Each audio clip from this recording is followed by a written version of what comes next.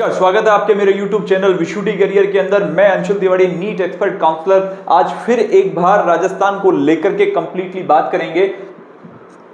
राजस्थान ने अपना शेड्यूल तो जारी कर ही दिया था। शेड्यूल जारी करने के साथ साथ में आज अपना ब्रोशर भी रिलीज कर दिया है। ब्रोशर में क्या बदलाव किए गए हैं, राउंड वाइज किस तरीके से काउंसलिंग आएगी, और काउंसलिंग के साथ साथ में आपको यह भी पता होना चाहिए किस राउंड में जाकर के आप अपनी कॉलेज को छोड़ सकते हैं और किस राउंड में जाकर के आपको एक भारी भरकम राशि का नुकसान राजस्थान में हो सकता है। क्योंकि ये बहुत ही छोटी छोटी बातें हैं जो आपको ध्यान में भी रखनी है, और इस बार एक भारी बदलाव जो किए गए हैं उनकी भी हम विस्तृत में बात कर लेते हैं। आइए पहले तो एप्लीकेशन डेट्स की एक बार फिर मैं बात कर लेता हूं। लास्ट वीडियो में मैंने बता दिया था, लेकिन इसमें मोटे मोटे तरीके से आपको फिर बता देता हूं कि एज फॉर द स्टार्ट होने की डेट जो थी वो आज थी, लेकिन अभी तक कोई भी यानी कि रजिस्ट्रेशन नहीं स्टार्ट हुए हैं और लास्ट 21 तक रहेगा। 21 के बाद में आपको जो 17 तारीख से लेकर के 22 तारीख तक अपना जो है document eligibility verification offline off all registered candidate, ऐसे वो सभी स्टूडेंट जिनको जहां पे रजिस्ट्रेशन करेंगे एज फॉर द किसके लिए, राजस्थान के लिए, राजस्थान के लिए करते हैं, तो आप सभी को ऑफलाइन अपना जो है डॉक्यूमेंट वेरिफिकेशन पहले ही होगा।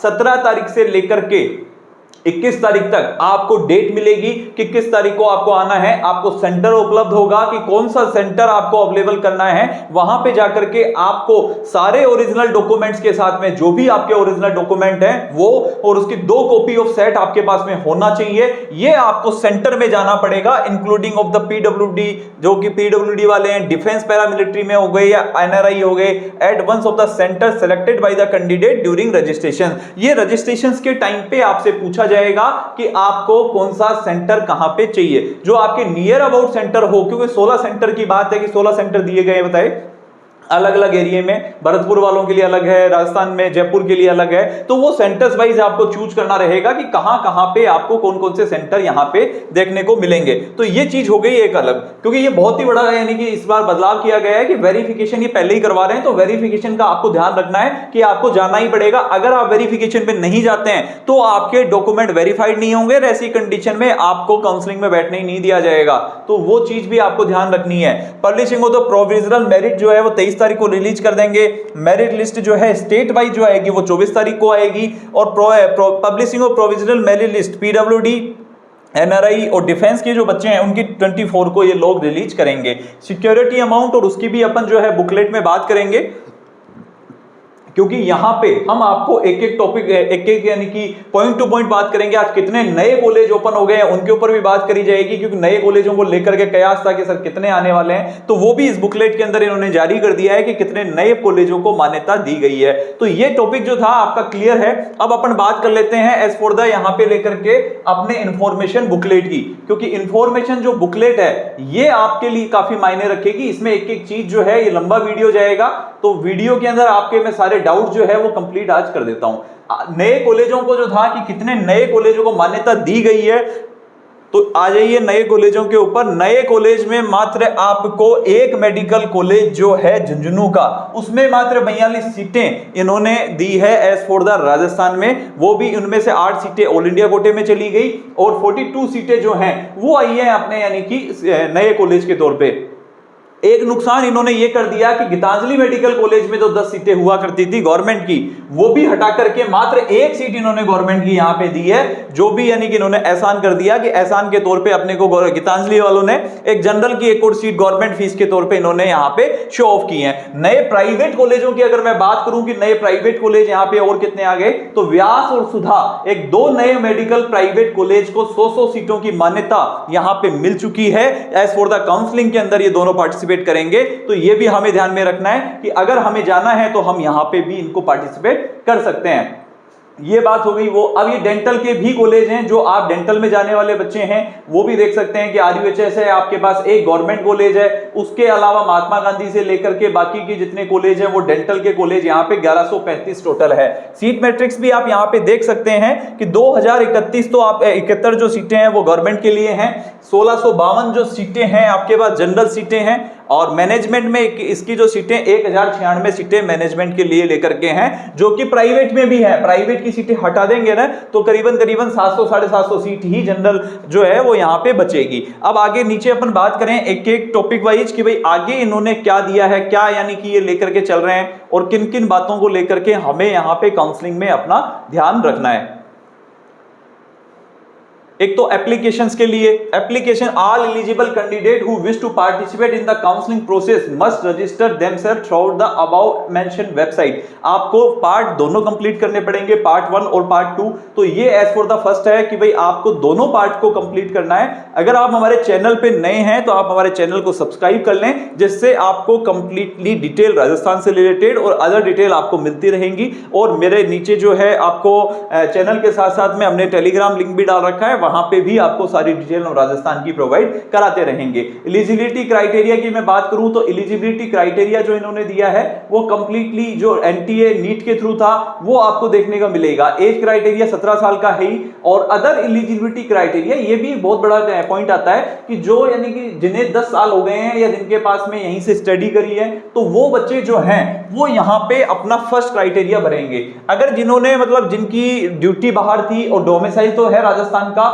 लेकिन वो बाहर के लोग हैं, तो ऐसे में उनको सेकंड चॉइस यहां पे फिल करना पड़ेगा राजस्थान को लेकर के। तो ये बाहर वाले स्टूडेंट को जो है वो यहां पे 11 लेना पड़ता है कि जो अदर स्टेट के थे उन्हें यहां पे 11 लेना पड़ेगा।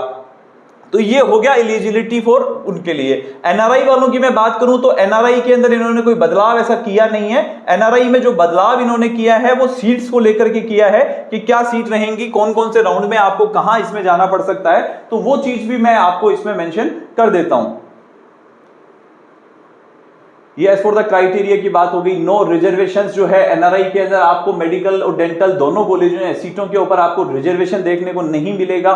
इसके अलावा सीट मैट्रिक्स जो है वो ये लोग डालेंगे। 3 टाइप्स की यहाँ कॉलेजें होती हैं, जो गवर्नमेंट सीट, मैनेजमेंट सीट और एनआरआई सीट, ये 3 तरह की सीटें यहाँ पे इन्होंने दिखाई है। और as for the application process है जो दोनों आपको भरने हैं वो आपको करना ही पड़ेगा। ID password further step can be safe and confidential है। ये डॉक्यूमेंट्स की लिस्ट है जो आपको as for the document verification के टाइम पे भी साथ में होनी चाहिए। नीट का स्कोर कार्ड हो गया, अलॉटमेंट लेटर हो गया, मार्कशीट हो गई आपके पास 10+2 की, डेट ऑफ बर्थ सर्टिफिकेट में 10th की मार्कशीट हो गई और सर्टिफिकेट इक्विवेलेंट टू सर्टिफिकेट हो गया, मार्कशीट ऑफ सेकेंडरी एग्जामिनेशन हो गया, मार्कशीट ऑफ क्लास 11th की आपके पास में biology as one the subject, जो कि हमने जो स्टूडेंट थे हमारे उनको पहले भी बता दिया था कि आपके पास में 11th की मार्कशीट में जो है वो बायोलॉजी लिखा हुआ होना जरूरी है, ये कंपलसरी है। Certificate document provide eligibility is selected by the time of filling, जो हमने अपनी रजिस्ट्रेशन किए हैं तो उसके टाइम पे जो भी हमने यानी कि अपनी एक तरह से सर्टिफिकेट डॉक्यूमेंट प्रोवाइड एलिजिबिलिटी डाली है, तो एक तरह से ये हो गया आपका मूल निवास, डोमिसाइल सर्टिफिकेट आपके पास में होना चाहिए, copy of photo ID, valid caste certificate, domicile certificate, 4 passport size photo और वैलिड पीडब्ल्यूडी सर्टिफिकेट। अगर आप पीडब्ल्यूडी में आते हैं तो या बैंक गारंटी जो है ये आपको बाद में जब आपका कॉलेज मिल जाएगा उसके बाद में आपको बैंक गारंटी और वो, लेकिन अभी आपको डॉक्यूमेंट वेरिफिकेशन कराने के टाइम पे ये सारे डॉक्यूमेंट आपको लेकर के सेंटर पे जाना रहेगा। एनआरआई वाले स्टूडेंट जो हैं, एनआरआई के उनके अलग डॉक्यूमेंट्स हैं जो यहाँ पे मेंशन है, वो अपनी बुकलेट में देख लें क्योंकि उनके बुकलेट हम उनको प्रोवाइड करवा देंगे, ग्रुप में भी हम ये डलवा चुके हैं। और सभी के बाद अब आ जाते हैं अपन एज फॉर द मैंडेटरी। ये if the mandatory to fill fresh choice to each and every round in respective to whether the candidate was allotted and joined, मतलब इसका मोटा मोटा सा सार मैं आपको बता देता हूं कि अगर राउंड 1 में आपको चॉइस फिलिंग करना कंपलसरी है, अगर आप नहीं करते हैं तो आप राउंड 1 से बाहर रहेंगे, राउंड 2 में अगर नहीं करते हैं तो बाहर हो जाएंगे। आपको ज्वाइनिंग के टाइम पे मतलब आपको राउंड 1 से राउंड 2 में भी इन्होंने अपग्रेड दिया है और राउंड 2 से राउंड 3 में भी अपग्रेड दिया है। अगर आपको राउंड 1 में कोई कॉलेज मिल जाता है तो आप राउंड 3 तक अपग्रेड कर सकते हैं। राउंड 2 में अगर कोई ऐसा स्टूडेंट है जिन्होंने यानी कि पैसा जमा करवाया है, राउंड 1 में उनको सीट मिल गई तो वहां पे इन्होंने फ्री एग्जिट ऐसे की ऐसे दी है। राउंड 1 में फ्री एग्जिट आपको रहेगी, राउंड 2 में आपको फ्री एग्जिट नहीं रहेगी। ऐसे स्टूडेंट जो पार्टिसिपेट कर रहे हैं उन्हें राउंड 2 के अंदर अपना जो भी पैसा उन्होंने जमा कराया है, तो चॉइस सोच जो है सोच समझ के करें। अगर आपको यहां पे पार्टिसिपेट करते हैं, कॉलेज अलॉटेड हो जाता है और आप ज्वाइन नहीं करते हैं, तो ऐसी सिचुएशन में आपकी कट ऑफ काफी डाउन हो जाएगी और आपको यहां पे अलॉटेड कॉलेज अगर आप नहीं जाएंगे तो वहां आपकी सिक्योरिटी अमाउंट फॉरफिटेड हो जाएगा, तो जो कि भारी भरकम है, इस बार 2 लाख और 5 लाख रुपए है। तो ये भी आपको ध्यान में रखना है। एक बार आपने अगर जैसे मान लीजिए आपको गवर्नमेंट और सेमी गवर्नमेंट की अगर कॉलेजेस लेनी है तो आपको 2 लाख रुपए का पेमेंट करना है। अगर आपको गवर्नमेंट भी लेना है, सेमी गवर्नमेंट भी लेना है और आपको यानी कि प्राइवेट भी लेनी है तो आपको 5 लाख रुपए का पेमेंट करना रहेगा। और आपको केवल गवर्नमेंट सीट ही लेनी है तो आपको 50,000 रुपए का पेमेंट यहां पे करना रहेगा, जो कि इन्होंने काफी इस बदलाव के अंदर ये डाला है। वर्चुअल वैकेंसी राउंड भी रहेगा। अलॉटमेंट ऑफ द सीट की अगर मैं बात करूं, candidate are advised to fill the choice very carefully and referring the fees displayed at the time of choice filling. तो चॉइस फिलिंग इनकी जो फीस स्ट्रक्चर है वो भी इन्होंने चेंज किया है, जो हमारे पास आ चुका है, जो रजिस्टर्ड स्टूडेंट है उनको भिजवा भी देंगे कि चॉइस अपने जो फीस स्ट्रक्चर है वो इन्होंने क्या बदलाव इसमें किया है। तो ये जो मोटे मोटे बदलाव थे वो मैंने आपको यहाँ पे बता दिए हैं कि एज फॉर द जो भी स्टूडेंट यहां जाना चाहता है तो उनके पास में ये होना चाहिए। अब ये as for the security amount की बात थी कि 50,000 रुपए जो है वो गवर्नमेंट के लिए, 2 लाख रुपए जो है वो मैनेजमेंट सीट के लिए, 5 लाख रुपए जो है वो एनआरआई वालों के लिए रहेगी और 5 लाख रुपए ही जो है वो प्राइवेट मेडिकल कॉलेज में जाने वाले बच्चे। केवल बीडीएस में जाने वालों का यहाँ पे जो है वो 10,000 रुपए आपको पेमेंट करना रहेगा एज फॉर द जो बच्चे यहाँ पे इसमें बीडीएस में जाना चाह रहे हैं। राउंड 1 जो है ऑनलाइन है। एक सबसे बड़ा यानी कि बात और है कि यहाँ पे इस बार सारे के सारे राउंड जो हैं वो ऑनलाइन कर दिए हैं। क्यों? क्योंकि एसएमएस इस बार काउंसलिंग करवा रहा है, आरयूएचएस इस बार काउंसलिंग नहीं करवा रहा है। तो एसएमएस इस काउंसलिंग को कंप्लीटली मॉनिटरिंग करेगा, तो उस वजह से जो है इस बार इन्होंने सारे के सारे राउंड जो हैं वो ऑनलाइन कर दिए हैं। राउंड 1 जो है इन्होंने ऑनलाइन डाल दिया है, राउंड 2 भी ऑनलाइन रहेगा। राउंड 2 के बाद में अगर मैं राउंड 3 की बात करूं तो वो भी ऑनलाइन रहेगा। तो इस बार राजस्थान के अंदर ये सबसे बड़ा और सबसे बढ़िया बदलाव इन्होंने किया है कि ऑफलाइन जाने की जरूरत यहां पे खत्म कर दी है, जो कि बच्चे बहुत परेशान होते थे हर बार, यानी कि अलग अलग दूर दूर से यहाँ पे बच्चे आ रहे होते थे, परेशान हो रहे होते थे और शाम तक बैठते थे आकर के कि भाई हमें यहाँ पे कोई सीट मिल जाए। तो ऐसी सिचुएशन में अब वो आपको नहीं रहेगा। स्ट्रे वैकेंसी जो राउंड रहेगा उसमें ये लोग अपडेट करेंगे आपको कि कहां पे आपको और कैसे जाना रहेगा। तो ये सारी चीजें आपके हमने एज फॉर द कंप्लीटली एक एक चीज को मैंने क्लियर कर दिया है। फिर भी आपका कोई डाउट हमारे साथ में रह जाता है तो आप हमारे चैनल पे आप हमें मैसेज कर सकते हैं, जिसमें हमारी टीम आपके लिए हेल्प करेगी और आपको कंप्लीटली डाउट भी उसमें प्रोवाइड करवाए जाएंगे। आप मेरे चैनल पे नए हैं तो चैनल को सब्सक्राइब कर लें, और अगर राजस्थान का रजिस्ट्रेशन जिसने नहीं किया है वो आप जाके कर सकते हैं, क्योंकि राजस्थान के अभी तक तो रजिस्ट्रेशन स्टार्ट नहीं हुए थे जब तक मैंने ये वीडियो बनाई है, और रात तक ये जरूर यानी कि राजस्थान इस वीडियो को रजिस्ट्रेशन चालू कर देगा। धन्यवाद।